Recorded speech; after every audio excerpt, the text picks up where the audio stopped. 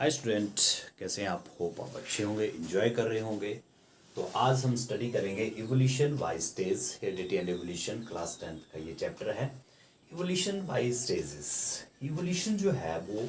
Stage by stage जो है वो किस तरह से आता है। आपने अभी तक ये पढ़ा कि जो भी इवोल्यूशन होता है, जो भी विकास होता है, वो एक कंटिन्यूस प्रोसेस होती है ना। जनरेशन टू जनरेशन जो है वो आगे जो है वो इवोल्यूशन आता है। सडन चेंजेस जो है वो नहीं आती है, धीरे धीरे जो है वो इवोल्यूशन जो है वो होता है। तो यहाँ पे हम एग्जाम्पल के रूप में अगर हम करेंगे तो यहाँ पे हम रूडिमेंट्री आइज का एग्जाम्पल लेंगे। ये बेस्ट एग्जाम्पल है हमें समझने के लिए कि जो इवोल्यूशन है वो एकदम से नहीं आया है, धीरे धीरे जो है वो इवोल्यूशन आया है। रूडिमेंटरी आइज देखो, कौन सी आइज होती हैं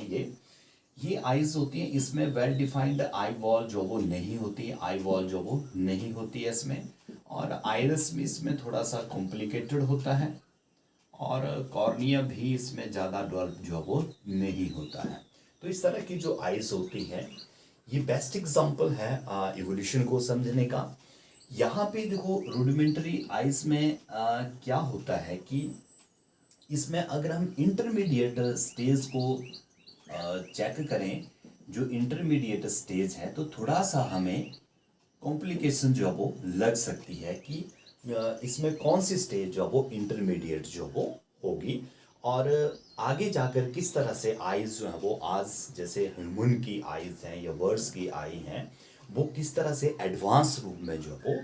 आ चुकी है ना। तो यहाँ पे हम बेसिकली किसको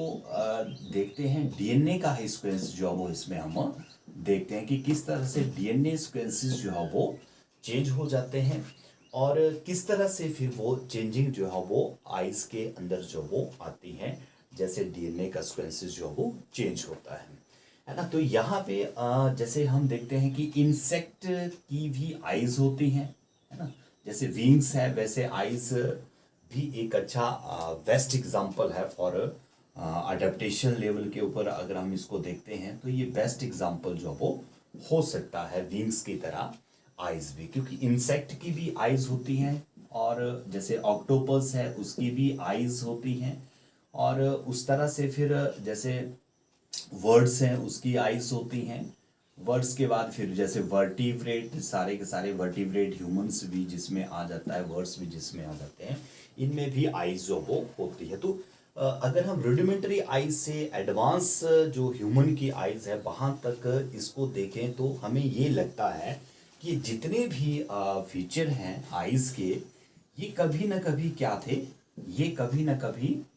एक कॉमन ही फीचर थे, और ये कहाँ से आए हैं, कॉमन अनसेस्टर से ही आए हैं, और धीरे धीरे जो ये आइज के अंदर जो वो डेवलपमेंट जो वो हुई है, और that development on the basis of adaptation, adaptation के आधार के ऊपर ये आई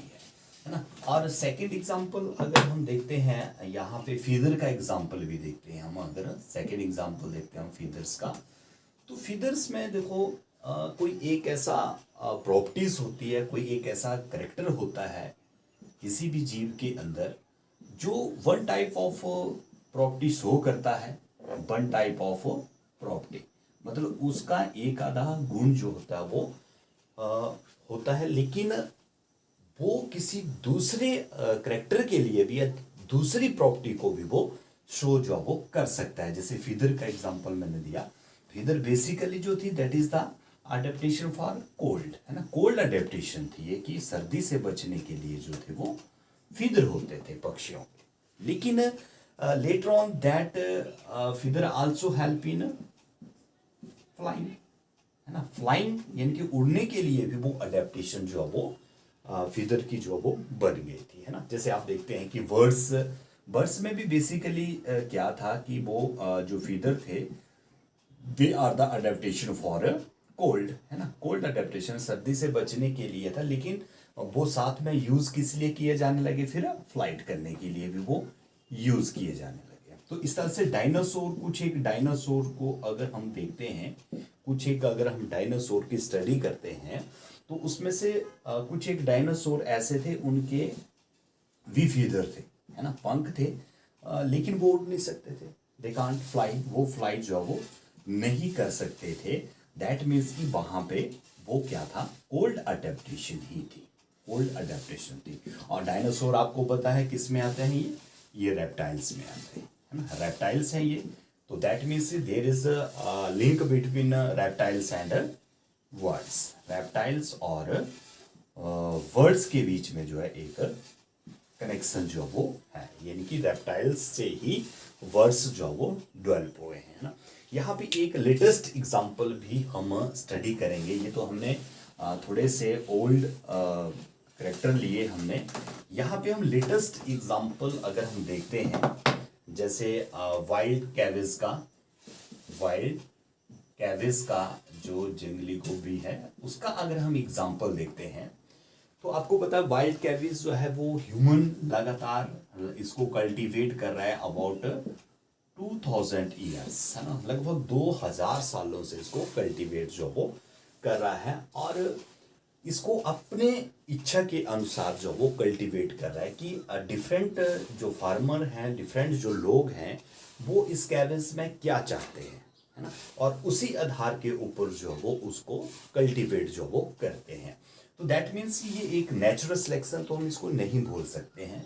ये है एक आर्टिफिशियल सिलेक्शन, एक आर्टिफिशियल सिलेक्शन जो वो इसको हम बोल सकते हैं, आर्टिफिशियल सिलेक्शन है ये। जैसे कुछ लोग जो है वो इस वाइल्ड कैविस को किस रूप में चाह रहे हैं कि लीव्स जो इसके डेवलप हों उसके बीच में क्या हो, लीव्स के बीच में जो गैप हो दैट विल मिनिमाइज, वो कम से कम गैप हो इनके बीच में, और जो लीव्स हो उनकी क्वांटिटी जो हो ज्यादा हो। तो इस तरह से वाइल्ड कैविस को मॉडिफाइड जो वो कर दिया गया इस तरह की कैविस में। और उसके बाद इसी कैविस को जैसे स्टीराइल फ्लावर के रूप में, उसका फ्लावर जो है दैट इज स्टीराइल हो, वो फर्टाइल नहीं हो, तो फिर स्टीराइल फ्लावर को तो उन्होंने फिर क्या कर दिया, इस तरह का फ्लावर चाहने के लिए उन्होंने ब्रीड कर दी ब्रोकली, है ना, ब्रोकली भी एक एग्जाम्पल इसी का ही है फिर। और कुछ फार्मर ने चाहा कि मैक्सिमम पार्ट जो है इस कैविस का दैट इज स्वेलन पार्ट हो, फूला हुआ वो पार्ट हो, तो उसके लिए उन्होंने बना दी